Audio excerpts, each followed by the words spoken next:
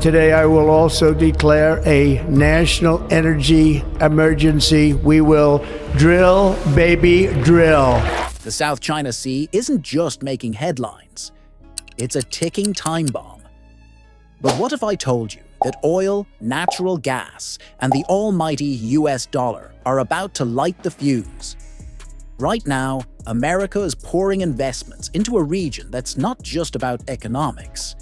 It's about drawing a line in the sand. And guess where that line cuts through? The West Philippine Sea, right where China has laid its boldest claims. This isn't just a business deal. It's a high-stakes power play unfolding beneath the waves. Stick around, because we're diving deep into why the US is backing the Philippines, and what that really means for the most hotly contested waters in Asia. Let's rewind for a second. The West Philippine Sea, part of the wider South China Sea, is more than just crystal-clear waters and coral reefs. Beneath the surface lies a jackpot of oil and gas reserves, not to mention some of the world's busiest shipping routes. But here's where it gets dicey. China claims nearly the entire area, backed by its controversial 9-dash line. In 2016, an international tribunal ruled that China's claim had no legal basis. Did China step back? Not even close. Instead, they built man-made islands, rolled in their coast guard, and transformed the region into a military stronghold, all under the pretense of protecting their territory. Meanwhile, the Philippines, sitting right in the middle of this geopolitical storm, has struggled to tap into its own marine wealth, largely because of Beijing's intimidation tactics. You had never seen that before? We have not seen that before. And they began attacking our boats. They started puncturing our boats. And this is where the US makes its bold entrance.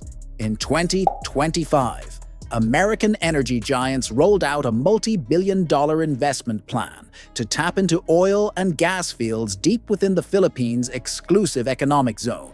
Yeah, you heard that right.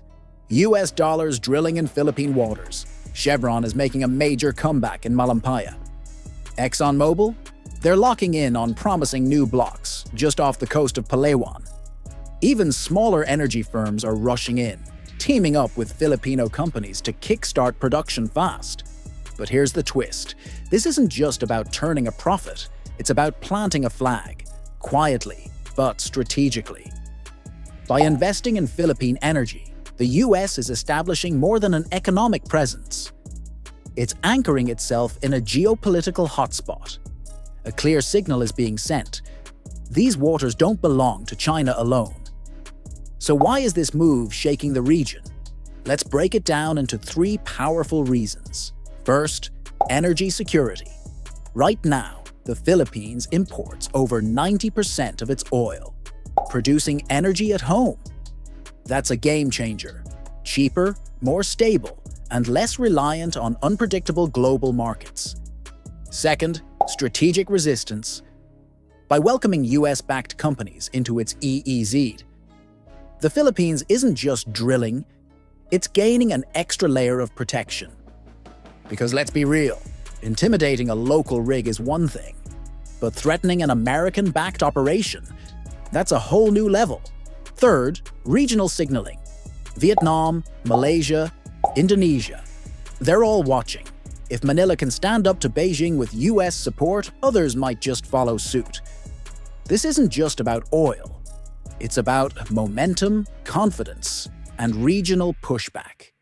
Beijing? Not thrilled. China has already ramped up its patrols, sending Coast Guard ships to shadow Philippine supply missions and disrupt oil surveys.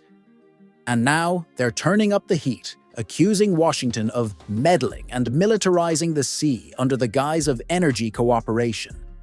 Chinese state media is painting the whole thing as a provocation, a not-so-subtle attempt to contain China's rise. But here's the million-dollar question. Will Beijing risk a direct showdown with US-linked operations? Or are we heading into a cold economic war over the sea's buried treasure? Under President Ferdinand Marcos Jr., the Philippines isn't backing down. Gone are the days of soft-pedaling and playing it safe. This administration is reviving stalled exploration projects, greenlighting foreign investments from trusted allies, and leaning hard on international law to push back against Chinese incursions. For the Philippines, this is more than business. It's about sovereignty. It's about survival. Where energy flows, so does security. And the U.S. isn't just investing. It's showing up militarily too. New bases under the EDCA agreement, joint naval patrols, and more frequent military exercises. The message is loud and clear. Any threat to these economic assets could bring more than just stern diplomatic words. It could bring consequences. This isn't a local issue anymore. It's global. Japan, Australia, India, all key U.S. allies, are looking to get more involved. Southeast Asian countries are rethinking their strategies. And the Philippines, it's becoming a model for resistance in the region. China's salami-slicing strategy, grabbing territory bit by bit, is starting to meet real pushback.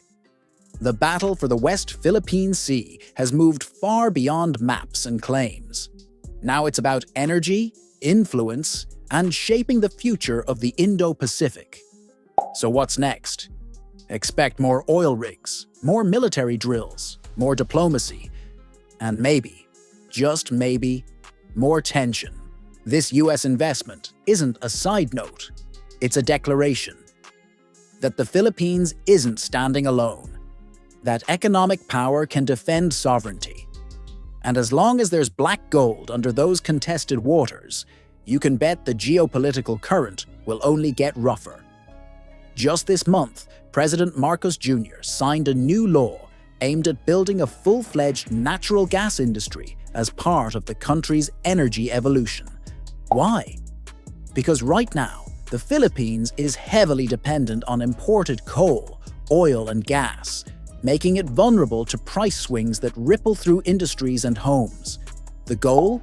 Boost renewable energy's share in the power mix to 35% by 2030 and over 50% by 2040. The cost? A massive $500 billion investment between 2024 and 2050. But the payoff? Greater energy independence, cleaner power, and insulation from foreign supply shocks. It's not just about cutting emissions. It's about taking control of the country's energy future. If this story fired you up or gave you something new to think about, do me a favor. Smash that like button, hit subscribe, and drop a comment below. What's your take? Will this U.S. Philippines energy alliance bring stability or spark more friction? Either way, one thing's for sure. The waves in the West Philippine Sea just got a whole lot more turbulent. Until next time, stay curious, stay sharp, and keep watching the moves that shape our world.